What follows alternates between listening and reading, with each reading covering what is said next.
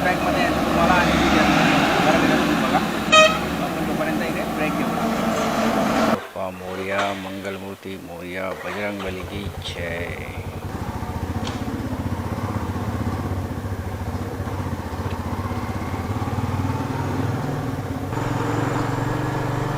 सुप्रभात मंडळी. आणि आपण निघालो आहे कृष्णेश्वर ज्योतिर्लिंगला भेट द्यायला. सकाळचे वाजलेत 5. भांडूपमधून निघालो होतो आपण. लेट्स सी आपली जर्नी कशी होते. Hope for the best. Krishneshwar Jyotirlinga Chhatrapati Sambhajinagar सिटीमध्ये आहे. भांडूपपासून अंतर 308 किलोमीटर दाखवते. साधारण गुगलमध्ये 7 तासाची जर्नी दाखवते. लेट्स सी आपल्याला किती वेळ लागतोय. मेन टास्क तर ऊन चालू झाल्यानंतर राईड करण्यामध्ये बघू. गरमीचा त्रास सध्या जास्तच आहे, बट राईड करताना तेवढा जाणवणार नाही बाईकवर. भिवंडी बायपासला लागलो आहे आणि हे हेवी व्हेकल्सचा ट्रॅफिक चालू झालं आहे. तरी त्या मानाने कमीच आहेत. गाडी ॲटलिस्ट मूव्हिंग आहे. आय गेस हे कल्याणपर्यंत राहणार आहे. कल्याण फाटा जस्ट क्रॉस केलं आहे. भिवंडी बायपासला रस्ता रुंदीकरणाचं काम जोरात चालू आहे.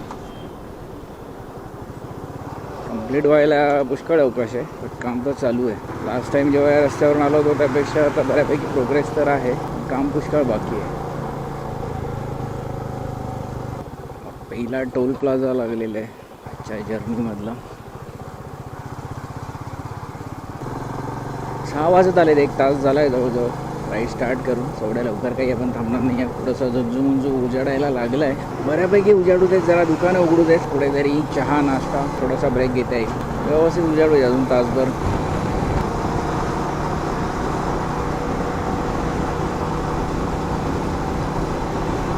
मागच्या अर्ध्या पाऊण तासापासून जो रस्ता मिळाला आहे ना, मस्त असा छान रस्ता आहे आणि नुकतंच उजाडलं आहे. आता याच्या पुढे ऊन वाढल्यानंतर कसं काय परिस्थिती असणार आहे देवाला माहिती. नाशिक 103 किलोमीटर दाखवते अजून. इकडे आपल्याला जायचं आहे औरंगाबाद, छत्रपती संभाजीनगर. कसारा घाटाला जस्ट स्टार्ट झाली आहे. तिथे ॲक्च्युली थांबलो होतो हॉटेलच्या तिकडे. तिकडे नाश्ता अजून स्टार्ट नाही केला आहे. त्यांचं नुकतं जस्ट उघडत होते.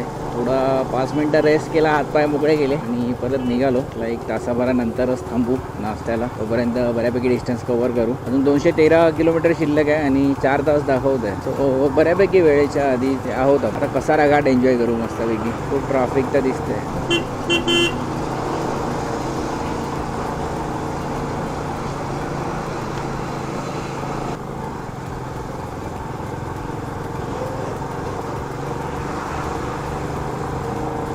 मोठी लाईन आहे. घाटातल्या राईडची मजा घालवली आहे ट्रॅफिक जॅमने.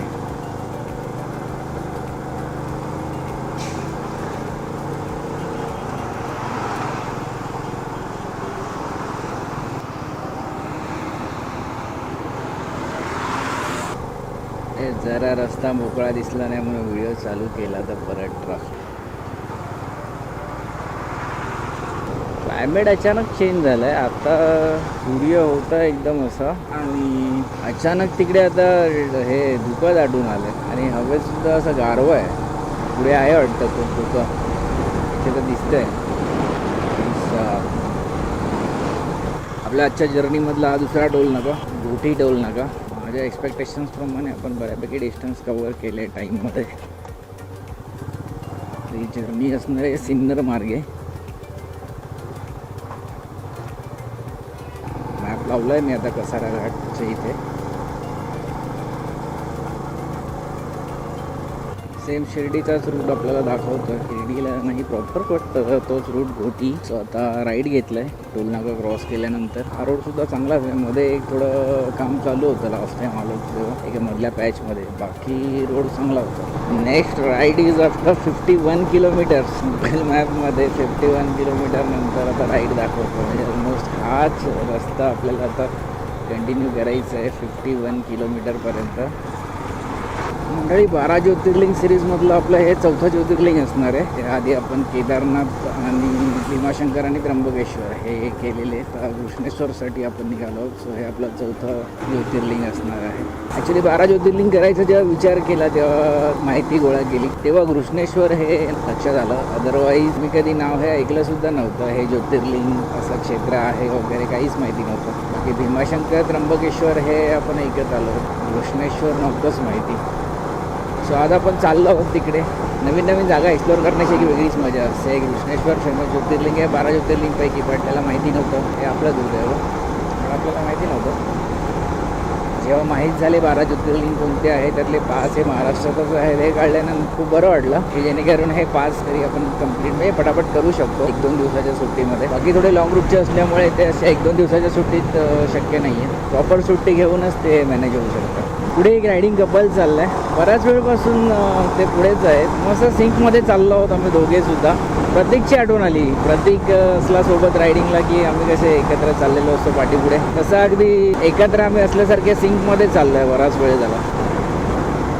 अजून उन्हाचा तसा त्रास वाटत नाही आहे. काय 7:45 झाले, ओटी क्रॉस केला आहे आपण. 8 वाजले साधारण आणि 150 किलोमीटर अंतर आपण कापलेलं आहे, ऑलमोस्ट हाफ. तेवढंच अंतर अजून शिल्लक आहे. 3 तास दाखवत आहे. अगदी न थांबता गेलं तरी 11 वाजेपर्यंत. विचार असा आहे की पहिला स्टे बुक करायचा. स्टेचं ऑप्शन्स मी चेक केले होते. सो त्यातला ओम सिद्धेश्वर असं भक्तिनिवास आहे काहीतरी तिथे.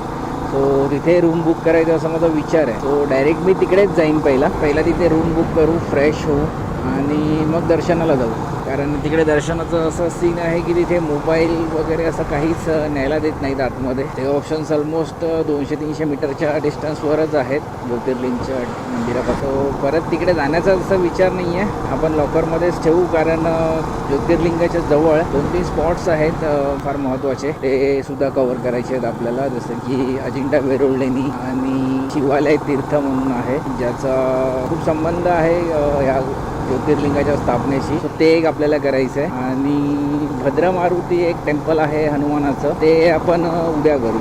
उद्या शनिवारसुद्धा आहे. सो आज अजिंठा वेरूळ लेणी, कैलास मंदिर आणि शिवालय तीर्थ करायचा विचार आहे विघ्नेश्वराचं दर्शन केल्यानंतर. कारण अजिंठा वेरूळ लेणी फिरायला ऑलमोस्ट 3-4 तास तरी हवे आपल्याला. त्या सगळ्या लेणी नाही फिरायच्या आहेत. कैलास मंदिर आणि जवळ 2-4 लेणी ज्या आहेत जवळच्या त्या आपण फिरू शकतो. 149 किलोमीटर शिल्लक आहे अजून. 2 तास 50 मिनटं झाली. 120 किलोमीटर शिल्लक आहे अजून. आता शिर्डी इथून 35 किलोमीटर आहे जिथे मी आहे तिथे. आता ऑलरेडी डेस्टिनेशन जे आहे कृष्णेश्वर ज्योतिर्लिंग ते 120 किलोमीटर आहे. शिर्डीला आपल्याला जायचं नाही आहे. शिर्डीला इथून मध्ये एक राईड असेल, तर आपल्याला तो राईड न घेता हाच रोड कंटिन्यू करायचा आहे. तर मला दाखवतो 28 किलोमीटर नंतर एक लेफ्ट आहे. आता वाजले 8:45.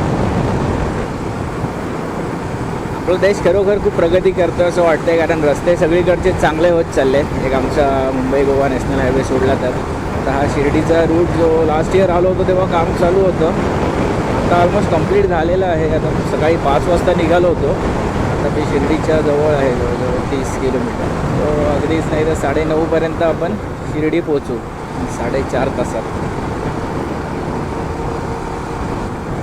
सरळच जायचं आहे आपल्याला. अजून 26 किलोमीटर नंतर लेफ्ट आहे. Shirdi straight, Kopargaon left. आपल्याला पण लेफ्टच घ्यायचं आहे. चलो लेफ्ट लेते हैं. ओके, औरंगाबाद वैजापूर 90 किलोमीटर्स आहे अजून. 11 वाजेपर्यंत म्हणजे अपेक्षेपेक्षा खूपच लवकर आहे. मी एक्सपेक्ट केलं होतं 2-3 वाजेपर्यंत पोचू, पण ठीक आहे. लवकर पोचलो तर आपल्याला ठरवलेल्या प्लॅनप्रमाणे सगळं एक्सप्लोर करता येईल. सोलो राईड असलं की असं कुठे जास्त ब्रेक घेणं होत नाही. 2 हॉल्ट घेतलेत पण हार्डली 15 मिनटाचे. सो मंडळी, लास्ट 40 किलोमीटर्स राहिलेत. तास दाखवत आहे साधारण 56 मिनिट्स. तरी 11 वाजेपर्यंत पोचूच आपण. ब्रेक घेतला. कंटिन्युअस राईड आहे, कंटिन्युअस. गुगल 6.5 ते 7 तास दाखवत होतं, पण 11 वाजेपर्यंत पोचलो तर ऑलमोस्ट 6 तासात पोचलो.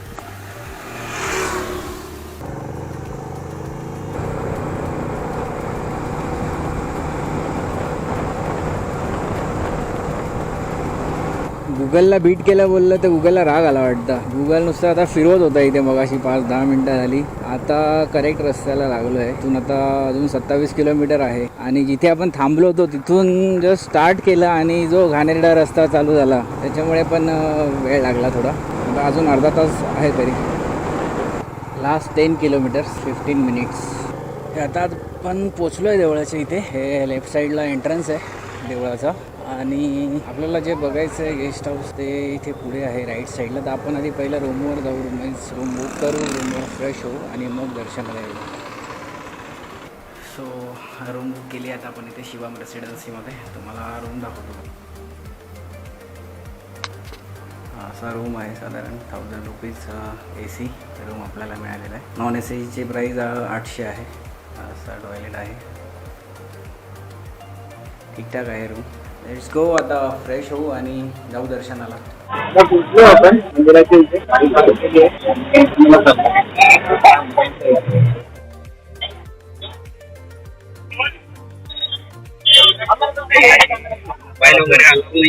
बाहेरच ठेवायला लागतील.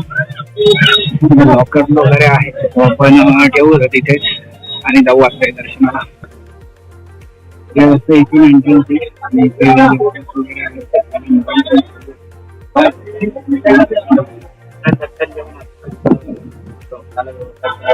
आणि आतमध्ये नेता येत नाही कॅमेरा, त्यामुळे करता नाही आला. तो दर्शन घेऊन आता निघालोय आणि आता इथे त्यानंतर आलोय, हे आहे शिवालय कुंड. इथे आता आपण आलोय.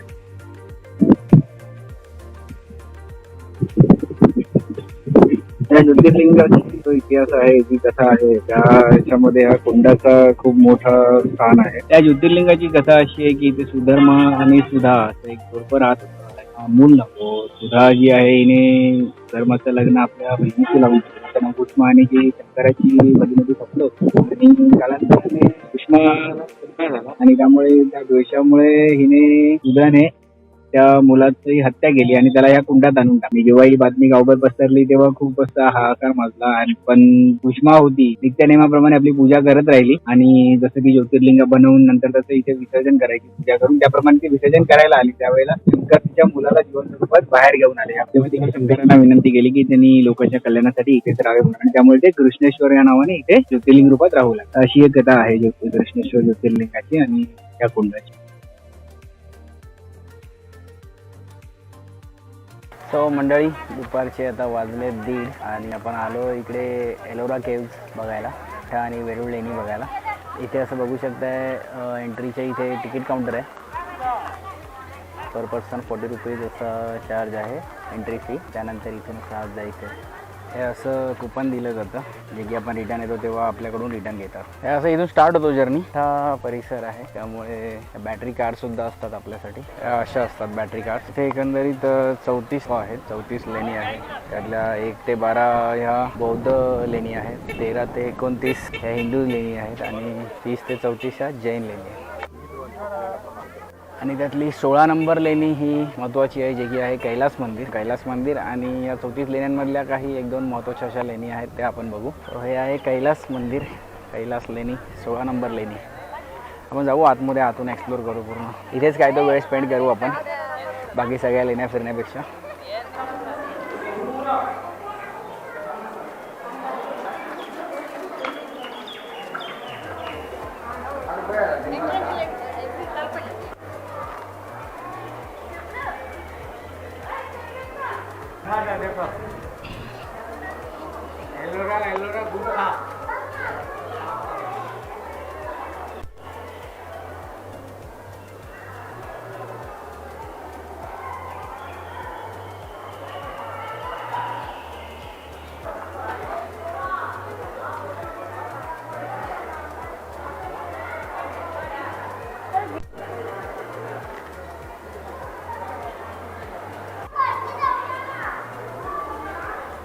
कैलास मंदिर एक्सप्लोर करून झालेलं आहे आपला. आता आपण विचार करतो इथून निघायचा. भद्रा मारुती टेम्पल इथून एक साधारण 3-4 किलोमीटरवर आहे. सो आपण तिकडे जायचा विचार करतो. जर्नीने हैराण व्हायला झालं आहे. तुम्ही इथे येणार असाल दुपारच्या वेळेला तर पाण्याची बॉटल नेमकी कॅरी करा. इथे कॅन्टीनची सोय आहे, बट आज ते बंद होतं. आणि पिण्याच्या पाण्याची सुद्धा अशी इथे सोय आहे, पण तिथे अशी गर्दी असते. सो आपली बॉटल कॅरी केलेली कधी चांगला.